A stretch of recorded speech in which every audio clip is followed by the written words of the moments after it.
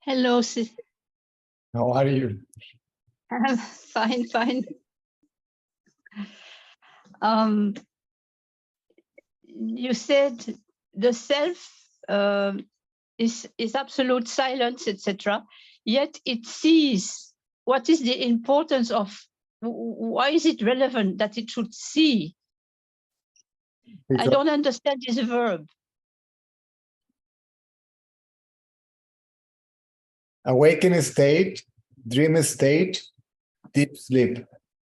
Okay, let's take these three states, right? Mm. Who sees the three states? The self sees the three states. Correct. Oh, all right. Let's see. It's called the witness, but.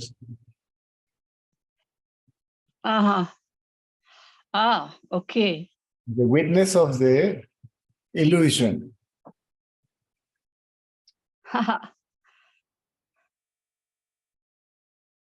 That's clearer.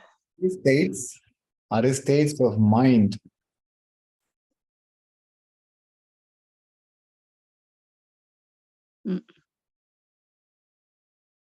The self, the witnessing consciousness of the three states. The mind is the one that, after arising from the self, manifests all this, identified self is each particular form that has created, and creates a sense of separation between the manifestation and the self, between the illusion and the real.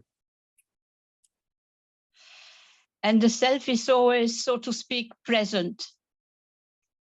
Ever present. Yeah. Okay. This is why it is called real, because it's permanent. Mm-hmm. It is unchangeable. It is unaffected. See, it doesn't suffer modification. It has no names. It has no form. It just is. It just is. Okay. That which sees with that which is. What Mr. Ratanal used to say, that which sees is that which sees, is that which is. You are that. Ramana used to say, to see is to be. To be. Cannot be known. See, to know it is to be it. To know oneself as that absolute. Absolute means permanent. See? The illusion is relative. It has relative existence, right? Because it changes, suffers modifications, appears to disappears. Which Caesar is real? This one now is 53 years old, or the one 20 years ago? Where was Caesar before Caesar was born? Right? So whatever suffer modifications and changes, his body now is present, it will disappear. Even the bodies of the avatars, the gods disappear, right? So if it appears and disappears, it's not real because it has relative existence. That which sees is absolute existence. Whatever you like to call it, it doesn't matter. It is within the experience of everyone in deep sleep. Something must be present. In the presence and in the absence of the illusion. The illusion is not absent. It is just dormant. The mind is there in a latent potential state. It's resting in its reality. It's merged in its reality. This is why everybody enjoys to sleep. Because there is no sense of separation. See, there is no sense of unity. Nothing is there.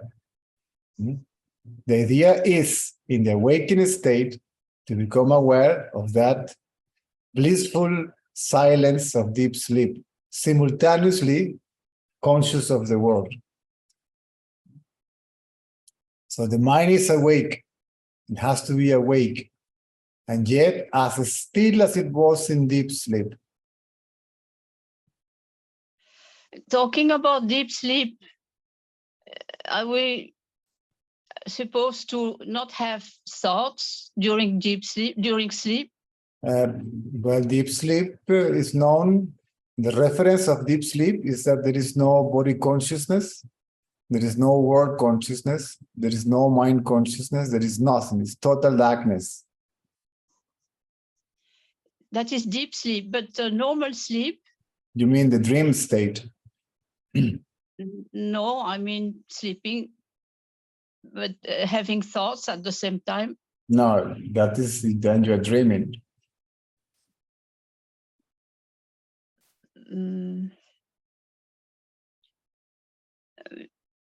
It's not dreaming. Then you are not sleeping. If you are sleeping, there are no thoughts. Because the mind merges in the, if there are thoughts, the mind still is active. It's not sleeping, it's not resting, it's active. It is still engaged in some sort of thoughts, and these thoughts must be about something, right? So it must be about an object, an event. There must be an imprint, right? That the mind is playing still with, and is identifying itself with it. Like in dream state, you may find yourself having a different body, right?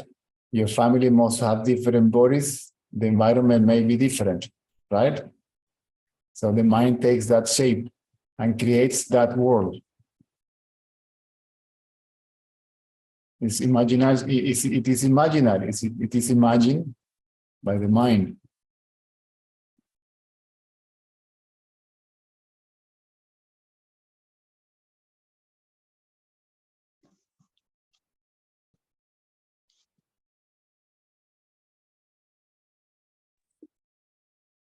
It's a good company. The power goes in the server, and they have a generator automatically switches. Are you following? So the waking state is another mental projection. The mind has a creative power, which still it doesn't appear as an ego, because it hasn't identified itself yet with the body and create a sense of separate individual autonomous existence.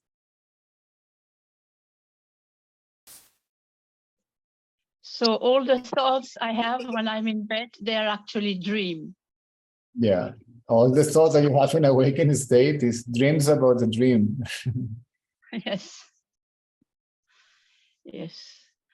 Okay, so nothing to worry about all these thoughts that I have in bed. No, you don't have to worry about anything. The mind has no reality whatsoever, neither in a gross form, so-called objective reality, material world, nor in the form of subtlety. See, not in the subtle form, which is thought, and not even in the causal form, which is energy, undifferentiated energy. Right? You are as the self are completely unaffected by any of it. Well, the goal is to have no thoughts. The goal is to have no thoughts. You leave only the knowledge that you have for the practicality of daily life. That's all. That's basically knowledge. You have to differentiate between knowledge and thought. They are also thought, but you know how to speak French, right? You know it, so that is knowledge. You know mathematics, so that is knowledge. You know the cardinal points, north, east, west, right, left, blue, yellow, all that is knowledge, right? We're talking about thoughts about the object. Basically, I like it, I dislike it.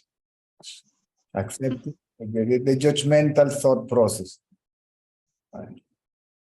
This thought process belongs to the mind. The mind is also thought in a subtle form, right? The thought, I am the body. The I am the body, that's what I think, right? And then I think about you positively or negatively. This is what needs to be avoided. So the I thought has to be isolated from other thoughts. And then that thought also collapses. Actually, we are not doing anything. It's something is running the show. Something is taking over. Yeah. It's the creative power. The self doesn't do anything. The self is neither doing or not doing. It just is. It's like the screen of the cinema show. The screen doesn't do anything or doesn't do anything. No, but this autopilot thing, Yeah. things The the autopilot is doing, yes. we are not doing. We are not Okay. doing or not doing. Okay.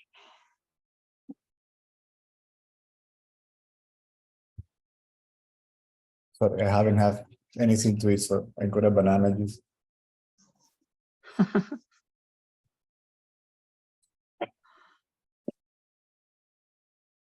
Okay.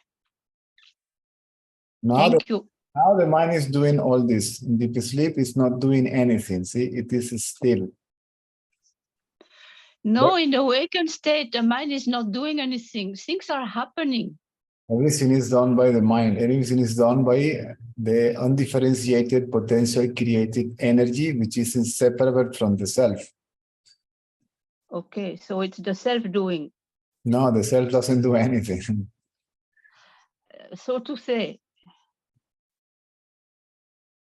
Mm.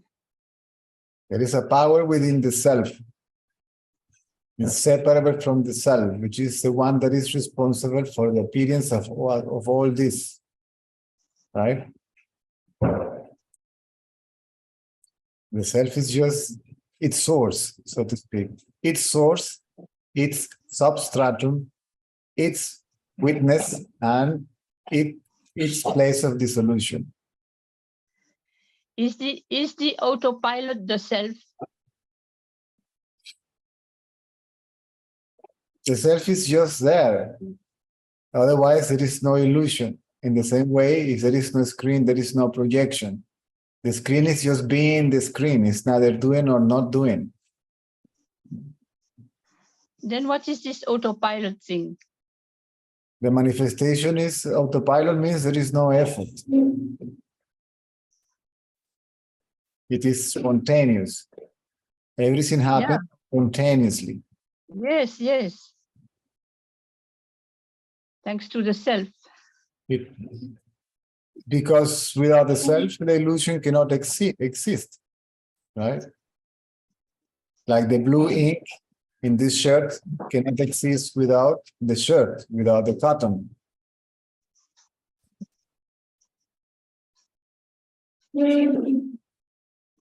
Okay. People say this is a play of the self, this is a play of the mind. The play of Kundalini, Shakti, whatever you like to call it, right?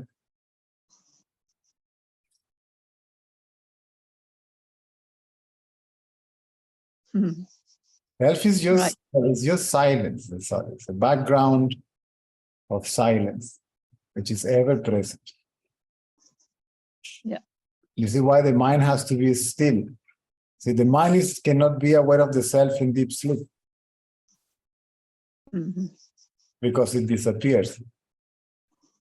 The mind cannot be aware of the self in the awakened state, but it serves as a mirror, right?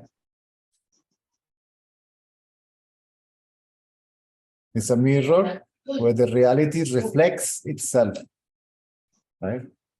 And there can be knowledge of that reality. There can be self-knowledge or self-realization or self-awareness or whatever you like to call it. You cannot see your eyes with your eyes, can you? But you cannot deny the existence of your eyes only because you can see them, right? So if you want to see your eyes, you need to put a mirror that reflects the existence of the eyes. So the mind is the mirror that reflects the existence of its reality. is what sees the reflection. See, the reflection cannot see itself. The reflection in the mirror cannot see the eyes that sees the reflection. That reflection in its purity, in its most pristine state, is a sense of being. See, is the knowledge of being, right? It's kind of a I amness, but it's not a thought. It's a being, but it's not a thought, right?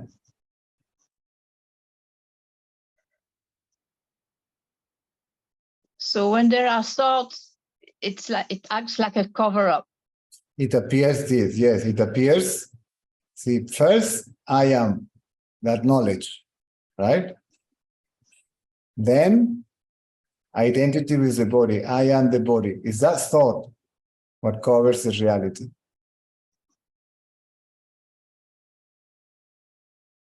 It's like dirt in the mirror, right? You can see the reflection, right? Exactly. In the mirror, there is a reflection. If there is a reflection, then you see yourself, right? Mhm. Right. So the whole point is to keep the mind quiet by the means either of inquiry or surrender.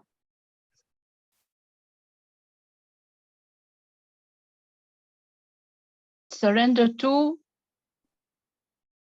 The self. Mhm.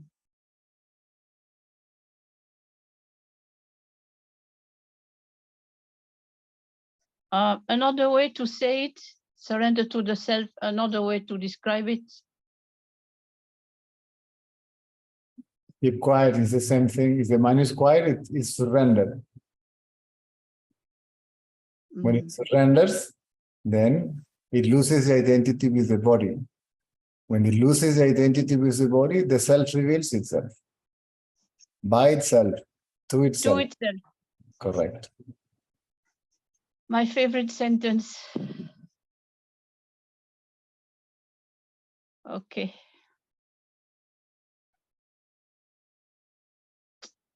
You can call also mind-body consciousness.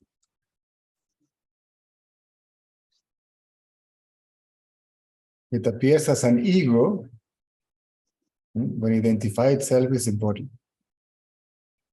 It appears, and see, I am a separate individual, autonomous being, self, person, body. Huh?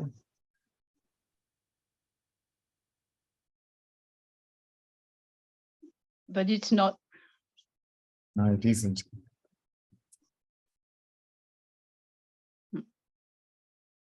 Mr. Ratanlal used to call the mind undifferentiated energy.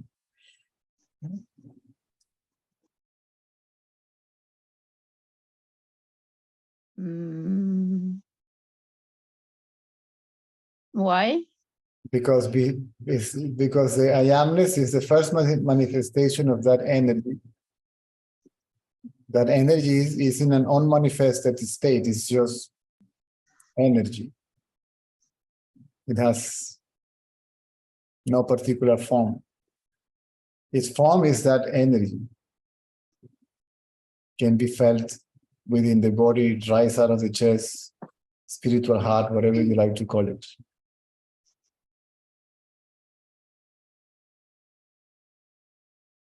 Some sort of vibration, if you wish. But if it is a vibration, it is a phenomenon, right? So that vibration, that energy, is the cause of the appearance of all this. See, part of that energy takes form. See, it gets manifested as the universe, right? An infinite amount of possibilities is still there in a potential latent state, which is that energy itself. This is what is called potential undifferentiated energy. Potential because it has a power. See, from potency, it has a power, the potential to become manifested as what is believed to be an objective reality.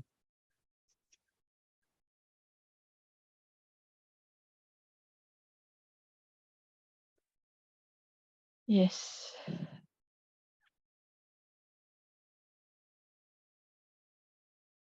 Okay.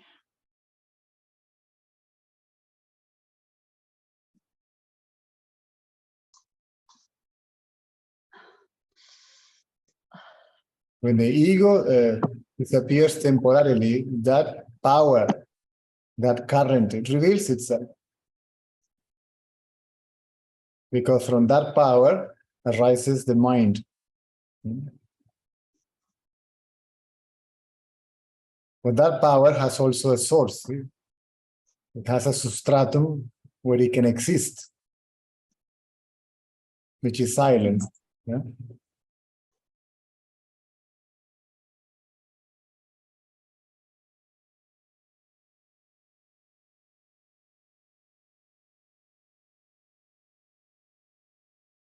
Okay. That power is called love. People call it happiness and so on. This is the experience of happiness that is present in the mind when the ego is gone. The self is neither happy nor unhappy nor love or nothing. It's absolutely nothing. You mean bliss? Yes. Bliss is not happiness. It has been translated as happiness, but it's just nobody's happy in deep sleep. Nobody's laughing, smiling in deep sleep. Nobody knows anything in deep sleep. There is no phenomenon.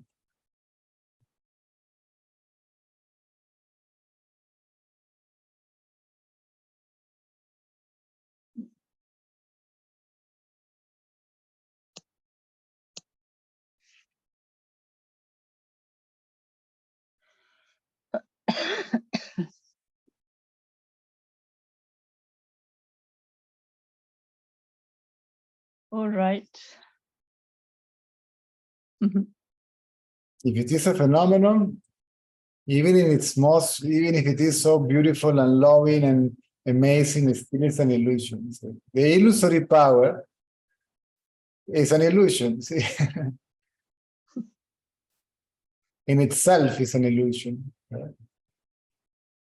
The cause of the illusion is an illusion. This is why the self is called supercausal body. See? It's beyond the cause, what causes the appearance of the manifestation. Right? Physical form, gross body, thoughts, right? Subtle body, mind, individual, whatever, right? Energy, causal body. Mhm. Beyond that, so to speak, beyond, it's not far, it's here. Nobody can be closer than that because that is one's own self, right? It's called super causal. Super, Okay. not like Superman, super powerful. Super means beyond, prior to. Yes, yes. That which is during, after, before, right? During the appearance of the illusion, right? When the illusion disappears, right? And when it stays, right? Mhm.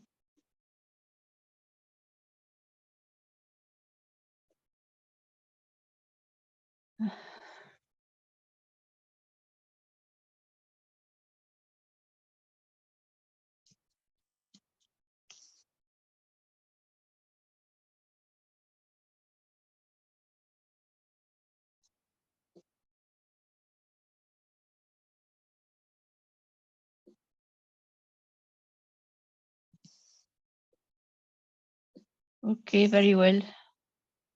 Mhm.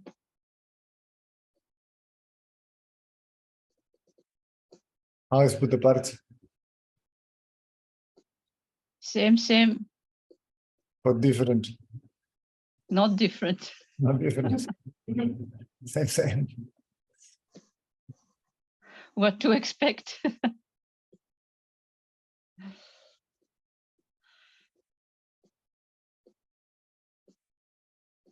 How far you live from the ashram? I don't remember. You came to Maria's house, 8 kilometers. Oh, That's yeah. my house. True. Yeah. Yeah. Huh? Yeah. That's 4 kilometers from your house. 'Cause Right. you were halfway. Right. But I was staying when I was there last time, right? Yeah.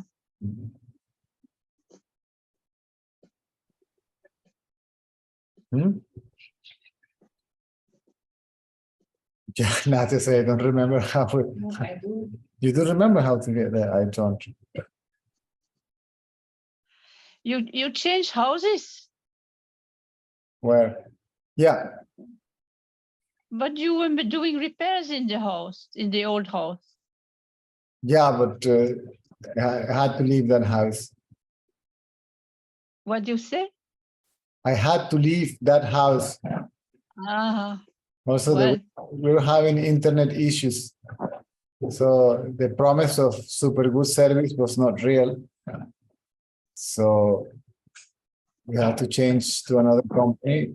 And if we want to have fiber optic and good quality internet, we had to go elsewhere. So remember that.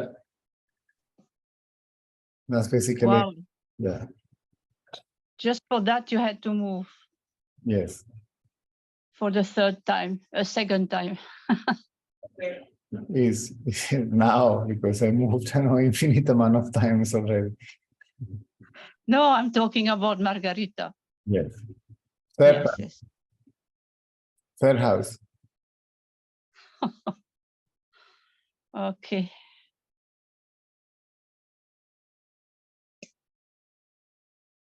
Thank you. You're welcome. Good to see you. I'm there every night. Yeah, I know. Francesco and Maria, any news? They were in Thailand. Now they are back in Italy, and they will come back in the autumn here. My love to them when you see them. Oh, that's nice. Thank you. I will tell them. Okay. Okay. Nasia, say hi. Hi to Nasia, my dear Nasia.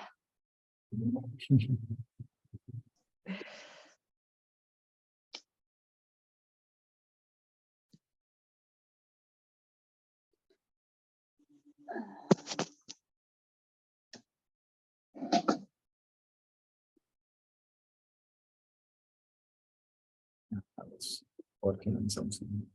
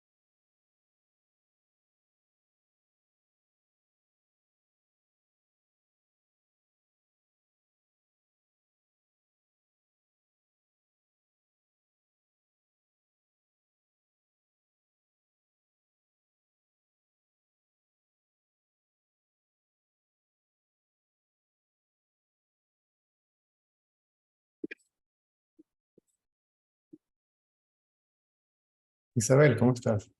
Hola, ¿qué tal, César? Hola a todos, ¿cómo están?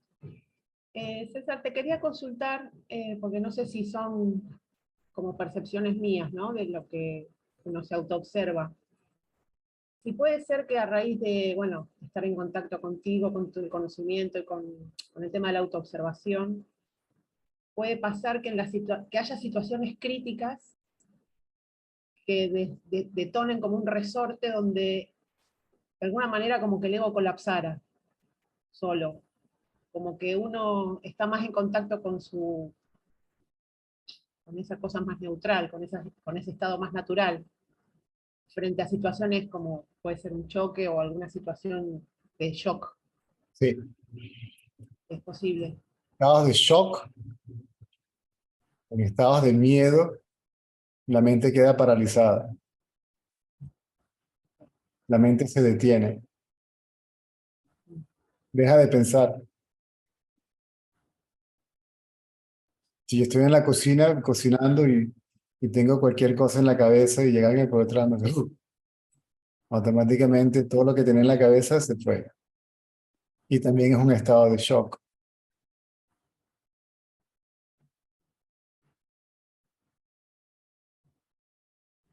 Pero digamos que en esta etapa de mi vida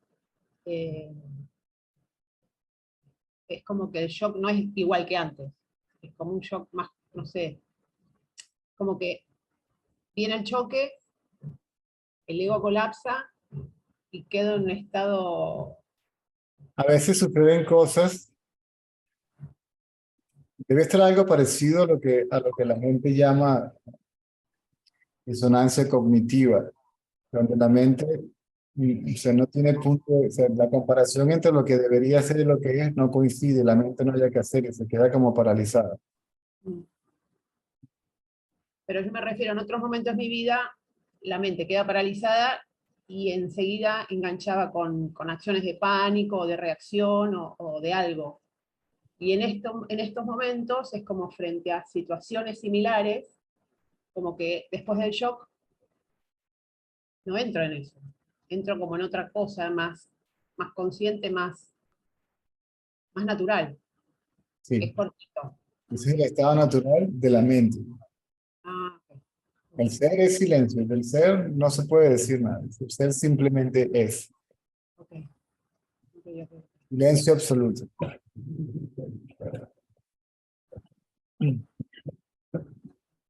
Bueno, gracias César, esa era la consulta. Silencio consciente, si se puede, si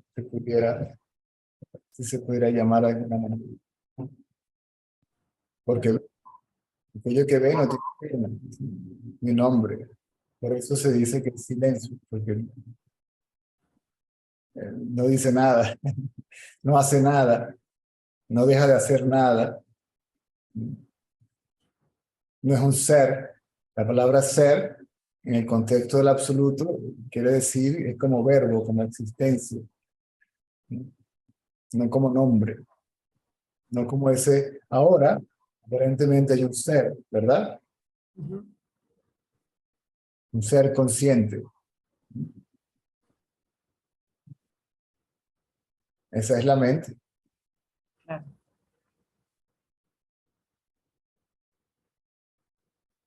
Si esa mente no se identifica con el cuerpo, es simplemente una conciencia de ser.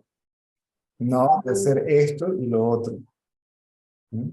Bueno, es que yo me refiero que después de esos pequeños estados de shock, es como que pierdo noción de, no sé si del cuerpo, pero como que me identifico más con la generalidad que conmigo. Correcto. Se pierde la identificación con un individuo y se pierde la identificación con el colectivo. Porque Así, la mente es el colectivo. claro, claro. Cuando el que ve ya no es el cuerpo, es decir, ese ser consciente ya no se identifica con el cuerpo, pero el cuerpo no está separado de ese ser consciente.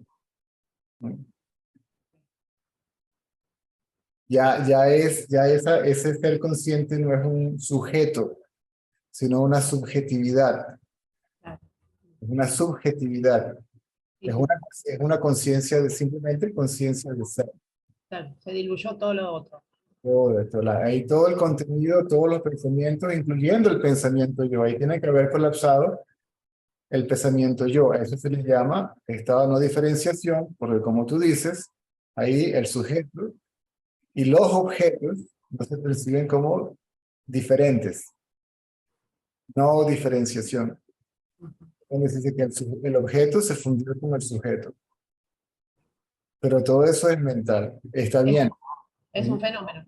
Y ese fenómeno, ese que tú llamas estado natural, es el requisito para aquello que ve ese fenómeno, Ah, porque para que ese fenómeno esté ahí tiene que ver algo atrás. algo atrás. Que no hace nada, como te digo, no hace nada, ni deja de hacer nada, simplemente es. Claro, claro, claro, claro. Lo absoluto, la conciencia testigo, llámalo como quieras, da igual, y a mí los conceptos, mientras, de nuevo, mientras ustedes entiendan, mientras hablamos, todo está bien. Bien, bien. Es lo que se conoce como el trasfondo ininterrumpido de silencio.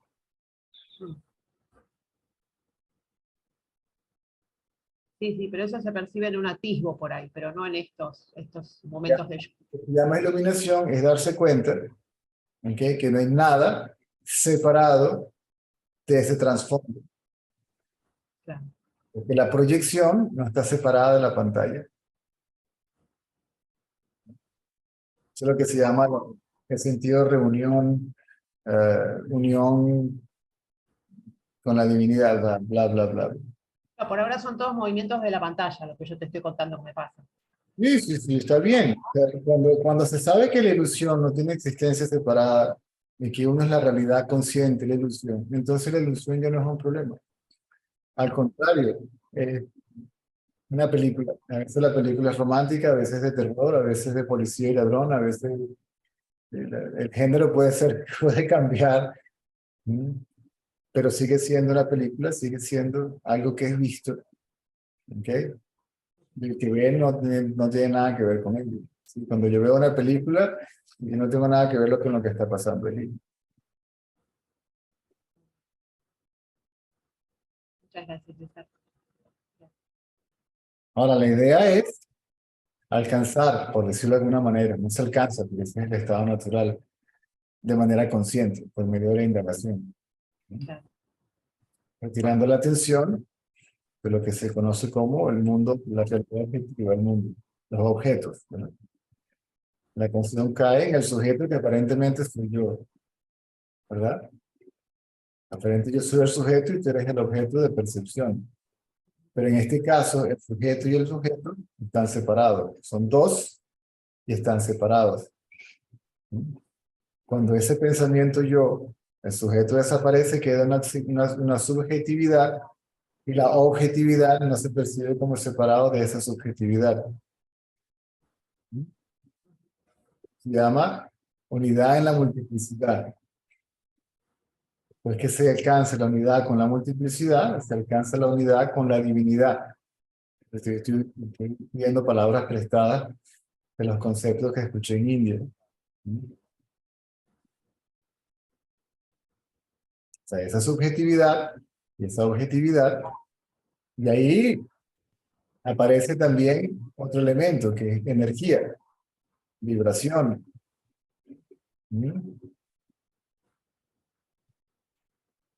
Esa vibración está entre la subjetividad y la objetividad. Y es esa energía la que manifestó la subjetividad y la objetividad. Es el poder ilusorio, ¿no?,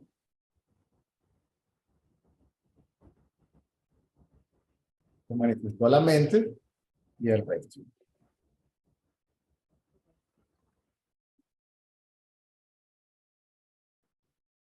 Ese yo soy, ese ser consciente aparece en la vigilia. Junto con la conciencia del cuerpo, ¿no?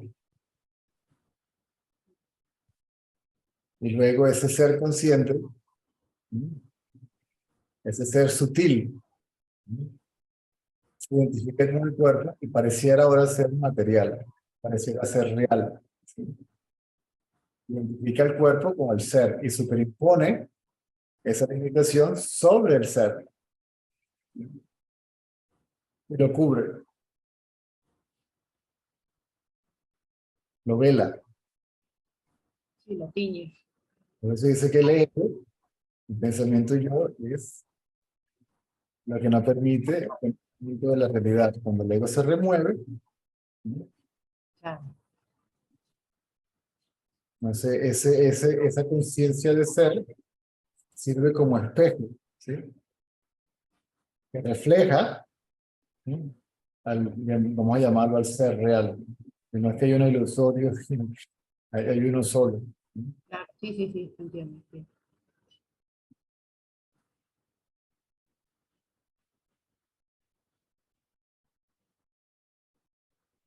Entonces dice, limpien el espejo. También te dice, limpien el espejo. El reflejo queda claro. Sí, pero hay espejos y espejos, César. Hay algunos que están recargados. El mío por momentos tiene unas explosiones que no te puedo explicar. Pero bueno, como ya hay antecedentes de lo otro, entonces, bueno, nada, hay que seguir y seguir, ¿no? Sí, esos son básicamente reacciones inconscientes Mm, de lo que sucede, que generalmente son incómodas cuando contradicen la idea preconcebida que tengo de cómo deben ser las cosas. totalmente. Ujú. Ahora, si al contrario suceden como yo creo que deberían suceder, entonces experimento una felicidad que es ilusoria porque la estoy creando yo. ¿Sí? Claro, claro, sí, sí, sí, sí, sí. Como dice Carlitos, eso es una satisfacción.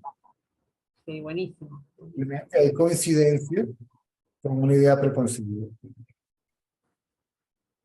Y en la otra no hay coincidencia. Entonces entra el estado de conflicto, ¿no? Entre el yo y lo otro. Entonces, mientras esté el yo y lo otro, hay dos estados y los dos son ilusorios. Una felicidad ilusoria que aparentemente es producida por un fenómeno. ¿No? O sea, el fenómeno es la causa de mi felicidad y está lo otro que es el contrario, la tristeza, la depresión, la rabia, ¿no? Porque simplemente lo que sucede no coincide porque yo me identifico con esa idea preconcebida. Son las improntas. El punto de comparación son las improntas, memoria. Esto fue agradable hoy y cuando vaya para allá seguro va a ser agradable como ayer.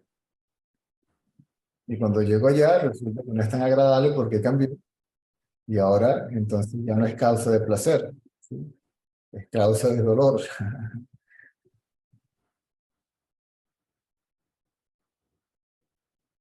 Hoy fui a la playa, no había mosquitos, muy agradable. Y voy mañana porque estoy creyendo, por eso es que voy de nuevo, porque quiero repetir la experiencia. O sea, no hay un problema que quieras ir a la playa todos los días, pero nada nunca va a ser igual, es imposible, porque todo está sujeto a cambio.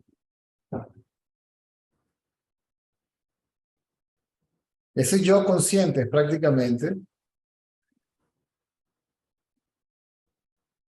el instrumento de aquello que ve para ver su propia manifestación.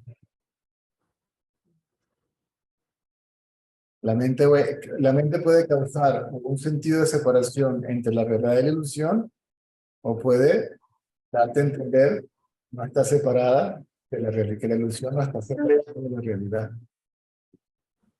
Cuando llego se llama el nudo del corazón. Crea la idea de que la ilusión tiene existencia independiente, separada de una realidad.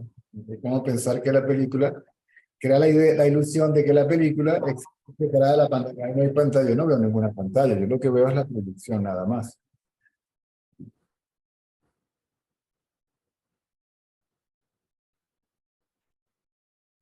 Romana decía que la mente sin ego era como un puente, es el puente que une a la ilusión con la realidad.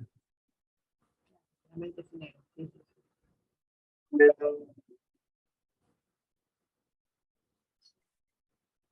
Entonces, cuando eso suceda, indaga. Cuando eso suceda, Indaga a quién le sucede. ok. Sí, sí, sí. Inclusive, cuidado, quién está en el estado de shock. En ese estado de shock no hay nadie, pero puede que surja el pensamiento, ¿ok? De ser el experimentador de ese Claro, estado. claro, hay como una evaluación posterior.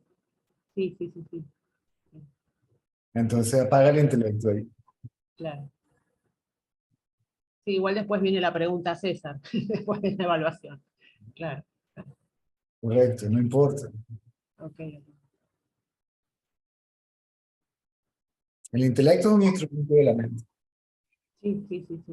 Es Pero la causa del ego. la causa del ego.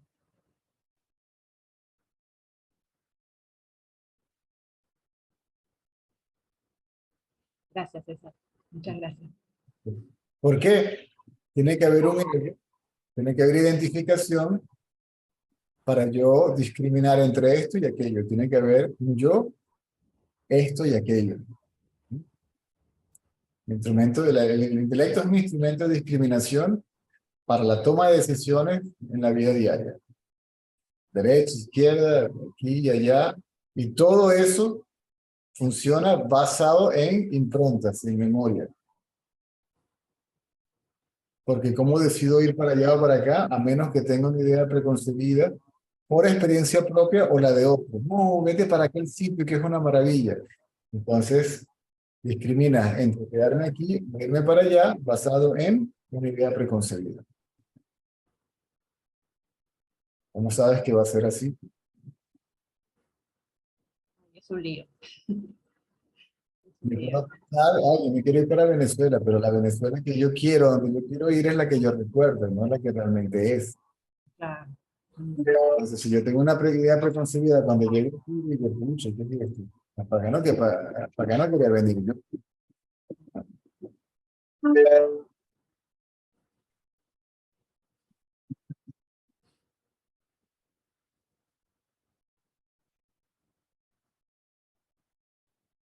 Ese no es el caso, pero ahí no había voluntad individual. Simplemente así fue como sucedió, esa era la que había. Cuando no llego, las acciones son espontáneas, son involuntarias. Claro. Sí, por eso es más liviano, que no se carga con nada en Claro, ese estado. Claro. Y al contrario, se carga con todo ilusoriamente, porque no estás cargando nada, pero crees que sí. Claro. Y es agotador. todo el peso de producción es el absoluto y al absoluto no le pesa nada. Claro.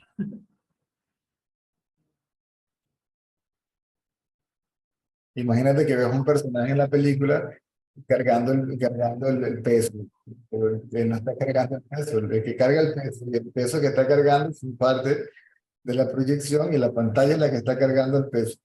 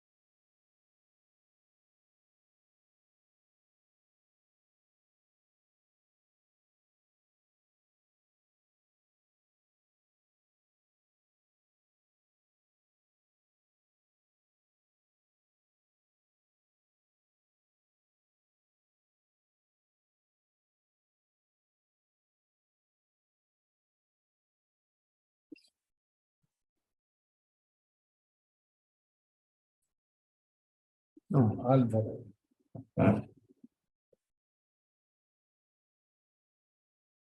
Puedes abrir tu micrófono, Álvaro, levantar la mano para que la pantalla se venga para acá y pueda.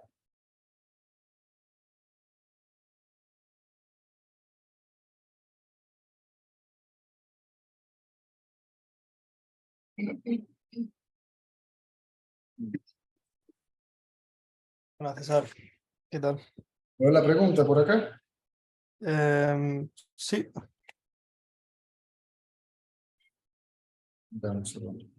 no, aunque más o menos se ha respondido con lo anterior, pero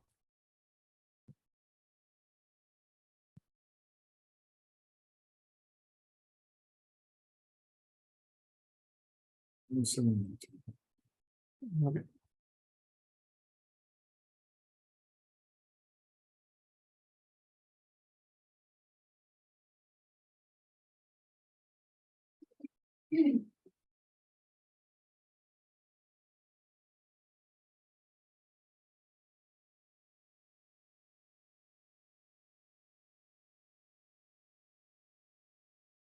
A ver.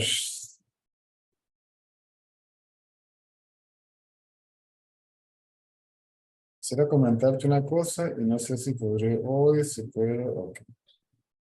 En mi caso siempre he sentido el juicio de los demás.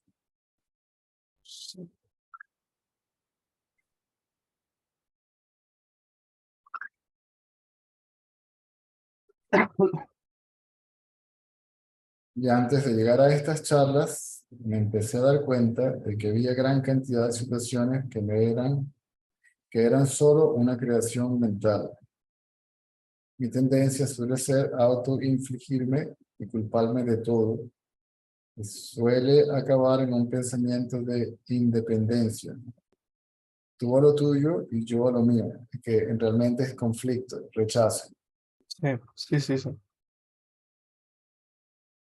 De esto creo que nace mi interés por este conocimiento, porque era insostenible el condicionamiento mental, correcto. Puede producir el otro efecto, ¿ok? Que en Mm, este caso es un pensamiento negativo acerca de ti mismo, el otro puede ser un pensamiento positivo acerca de ti mismo. De sí, el orgullo, la arrogancia, sentido de superioridad, de ser mejor que el otro, etcétera, etcétera. Ahora, estas últimas semanas me he visto envuelto en una situación de mucho estrés en la que he actuado condicionado por inseguridades, miedo al juicio, etcétera, etcétera, lo cual me ha forzado a indagar exactamente. La situación como tal no es el problema. Yo hago un problema mm, de la situación. De ahí tienes que sí, tomar quién tiene el problema.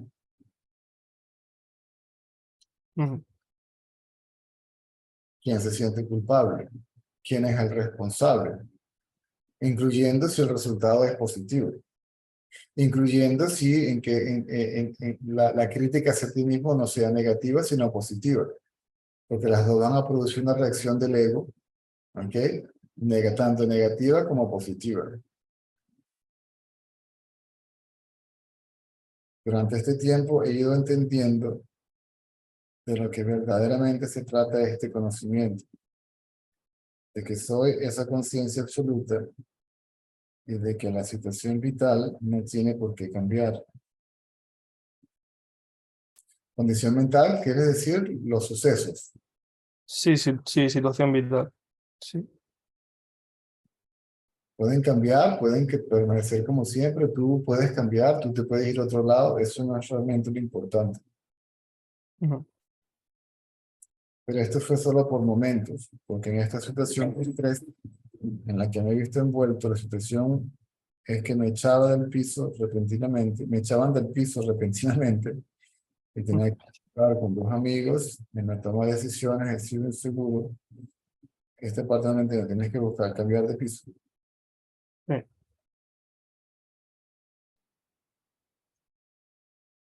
He tenido cambios de opinión repentinos, inseguridades para comunicarme con claridad, sensación de que estoy molestando, etcétera. Y a estas personas les he molestado. bueno, Te no, voy no, Eso también tienes que verlo. Si viste tú o si ellos reaccionaron de esa manera. Ya, Pero ya te habría que darme detalles y para allá no voy yo, pero ya, me tengo que olvidar también del pensamiento que me ha hecho escribirte todo esto. No, para eso es esta reunión, para que vale, para todo esto, ¿verdad? Que no haya identificación con el cuerpo hace que todo este condicionamiento se disuelva. ¿El condicionamiento o la circunstancia, la situación? el condicionamiento, sí, Una reacción mental condicional. Ya la mente está modificada, es una modificación de la mente. ¿Sí? Es lo que no, está hablando con, ahorita con Isabel. Esa mente sí, sí, era muy parecido, es incondicional, ¿verdad? sí, Ya cuando hay pensamientos, ya empiezan las primeras, se llaman vitris, modificaciones. mm, De hecho, la primera modificación es la identificación con el cuerpo.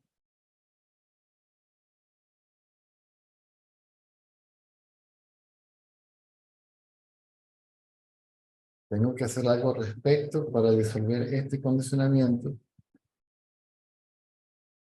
porque podría mantenerse aunque no hubiera, si no hay identificación con el cuerpo, no. vale, La vale, mente vale, condicional desaparece y la mente incondicional opera. vale, Entonces, hay mente condicionada, mente no condicionada, ¿ok? Y una mente que ni condiciona ni no condiciona. vale, Es la mente de un estado traslúcido,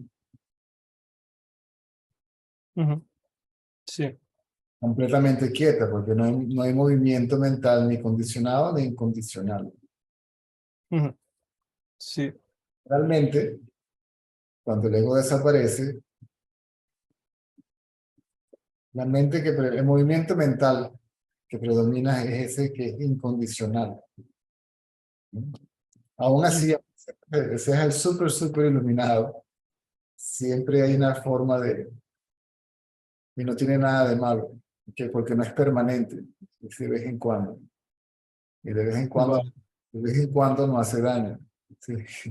vale,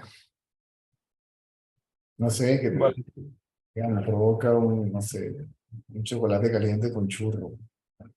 Y voy para allá a la tienda porque estoy esperando obtener algo de esa acción, ¿verdad? Comerme mi chocolate con churro. sí, No llego, llegas a la tienda, de chocolate con churro y está cerrada, ¿ok? O te das cuenta cuando metes la mano en el bolsillo que no te alcanza, pues no pasa nada. Sigues. sí, Si vale, llego, ¿ok? Y vas a comerte tus chocolates con churro y no tienes plata o está cerrado, bueno, pues ya todos sabemos qué es lo que pasa. vale, La ok. situación es la situación. Ahora, Sí, sí, eso ya entiendo que no tiene por qué cambiar. yo mentalmente hago al respecto, ya no tiene nada que ver con nada. Sí, vale. Y luego que se puede pensar, ¿no? O sea, se puede, Interesante que la mente que va, que está condicionada por algo, es el algo, es todo. Si la mente es todo. vale, La mente crea la ilusión y luego se posa como el experimentador de la ilusión. Y luego piensa acerca de su propia ilusión como si fuera de esta forma o de otra forma. vale.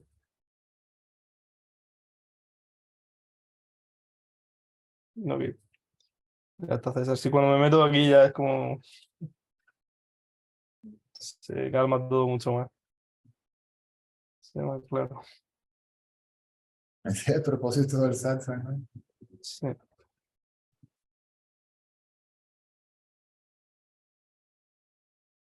Que Y va, luego siempre que cuando la mente está más tranquila, surge un pensamiento mucho más objetivo, porque no sientes que te esté pasando a ti, ¿no? Entonces lo ves como, o sea, que puede haber un pensamiento que, aunque no sea real. ¿Qué? claro, Sí, Ese pensamiento claro no tiene conflicto, te puede decir, pucha, está cerrado. Ujú. Es un pensamiento claro porque obviamente está cerrado el sitio, ¿verdad? Sí, Y ahí muere. ok. Y entonces se genera un movimiento espontáneo, ¿ok? Ya eso habría que esperar que suceda, ¿no? Porque no sabemos cómo va a ser, pero Vale. Y también en relación a las relaciones humanas y tal, cómo tratar de convivir de manera adecuada. em, Hace falta como pensar en cómo hacerlo si hay conflicto, ¿no? no, si no hay ego, no hay tal cosa como vivir de manera adecuada. Eh, Sí, bueno, Adecuada de acuerdo a quién. Sí, tiene que haber una condición que determine, una idea preconcebida de que determine lo que es adecuado o no adecuado. sí, vale. Pero no ya adecuado, o sea, por ejemplo, en una relación humana se pasa por muchos factores y si tú vas a pasar mucho tiempo con una persona, em, como que hay momentos y situaciones que tuercen las cosas y hacen que se sientan como emociones y sensaciones en... Todo eso son juegos de la mente. Son juegos de la mente. Todos esos son pensamientos que producen un efecto en el cuerpo, ¿cierto? Claro, pero si yo no hiciera nada al respecto, haría la de el juego de la independencia de yo a lo mío y tú a lo tuyo. No, porque no hay nada independiente. Vale. Inclusive la ilusión como tal es indivisible. Mm, Lo que se conoce como fenómeno o mundo fenoménico es indivisible. No hay dos cuerpos separados independientes de sí. mm. ¿Mm? Ya, pero ya.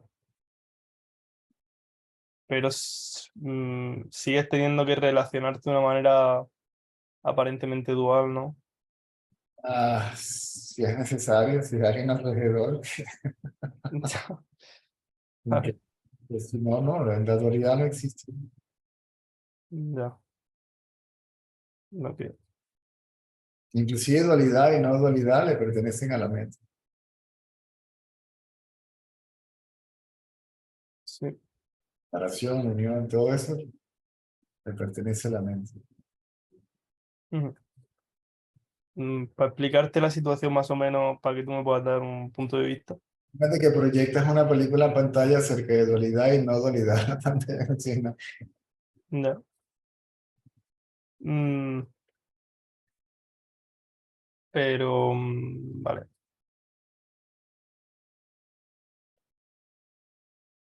Si con una persona con la que me voy a vivir se siente como cierta, se estaba sintiendo como cierta tensión y como un juego psicológico, No, ¿vale? es muy personal. ¿Qué? Es muy personal. Y no lo sabes todavía porque no te has mudado con esa persona. Sí. La pregunta es hipotética.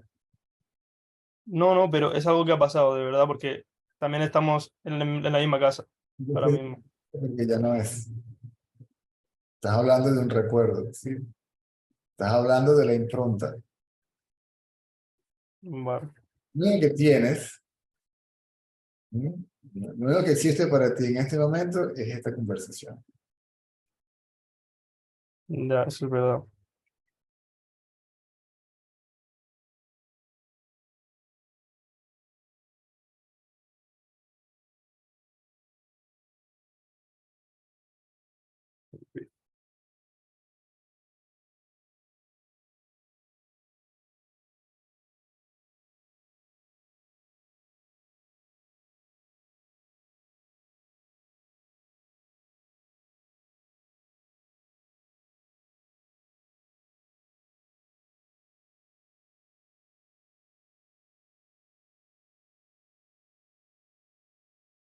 te voy a venir con la tangente una última vez.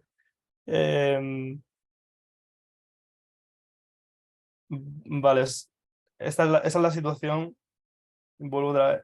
Entonces yo ayer tuve un pensamiento que siento que fue mucho más claro y que estaba en conflicto en ese momento con la situación. O sea, no me importaba la situación y de repente vino un pensamiento claro acerca de lo que estaba pasando, ¿no?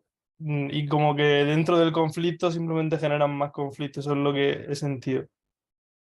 Y, y vino un pensamiento claro: a esta persona le tengo que decir esto, esto y esto. Se ha dicho y la situación se ha solucionado. Esto sigue siendo condicionamiento. No, es un hecho. La pregunta es, ¿quién es el experimentador? Vale.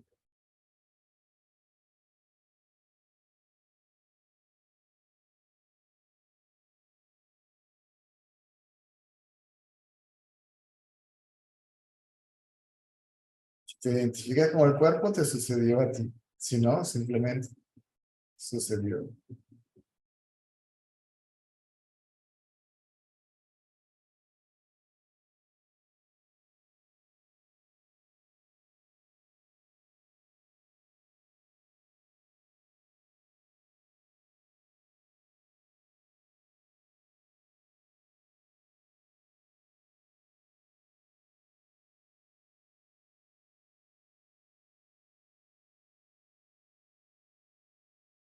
Ahora no busques más nada que decir.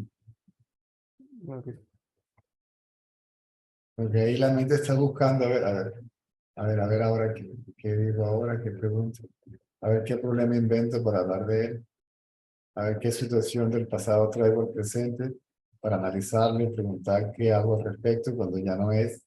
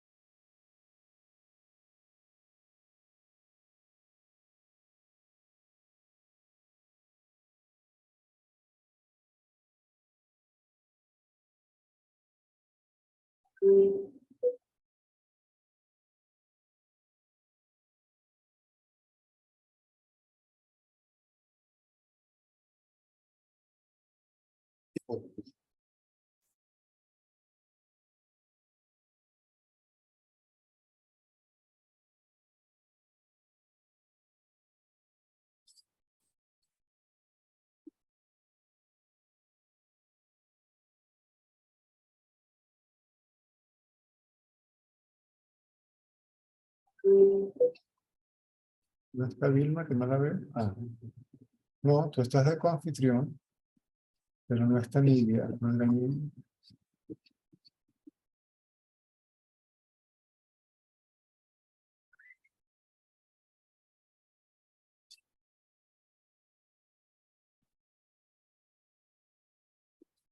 Vilma, tú estás de coanfitrión, pero no veo a Nidia.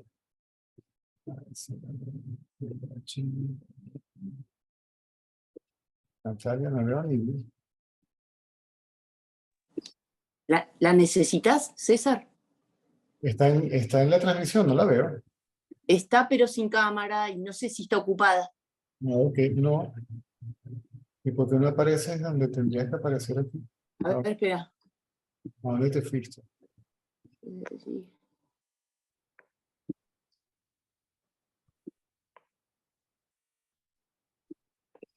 Generalmente, No, no está Nidia.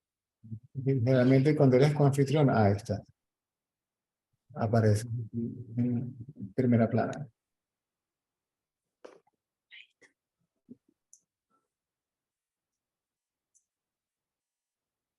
Ok.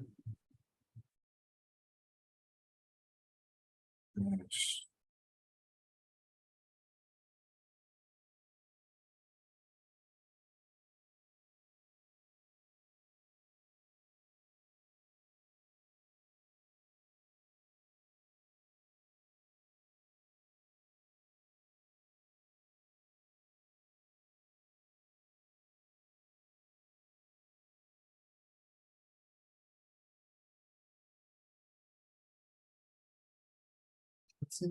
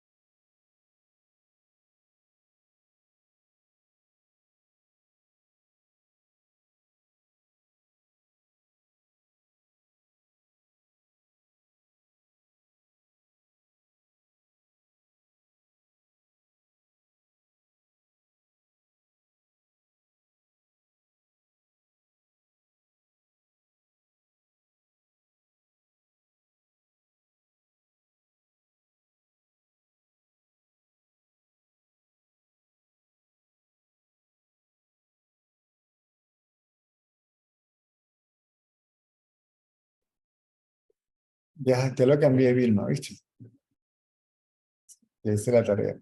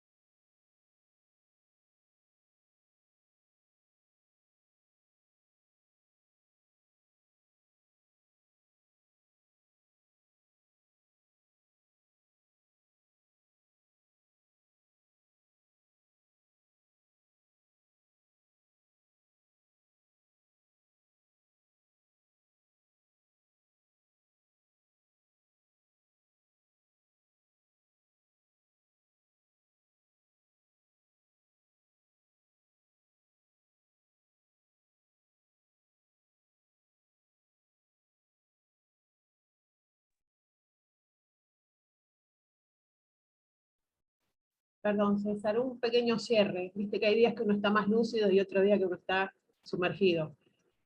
Eh, por lo que venía escuchando que hablabas con Álvaro, no sé si estas frases ya las habremos escuchado acá, si son tuyas.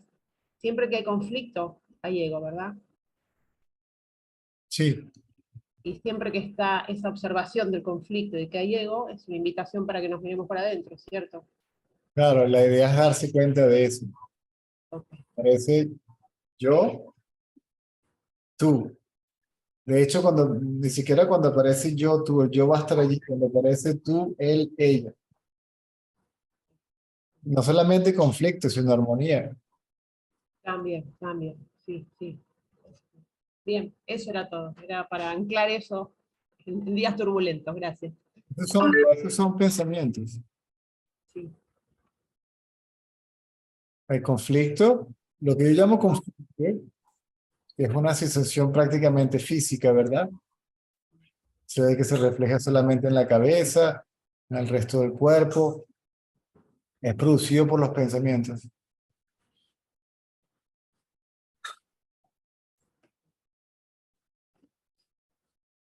Gracias, César. Por favor.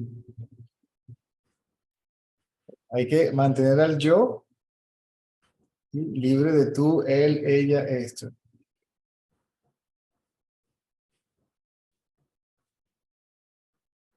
Que se quede solito.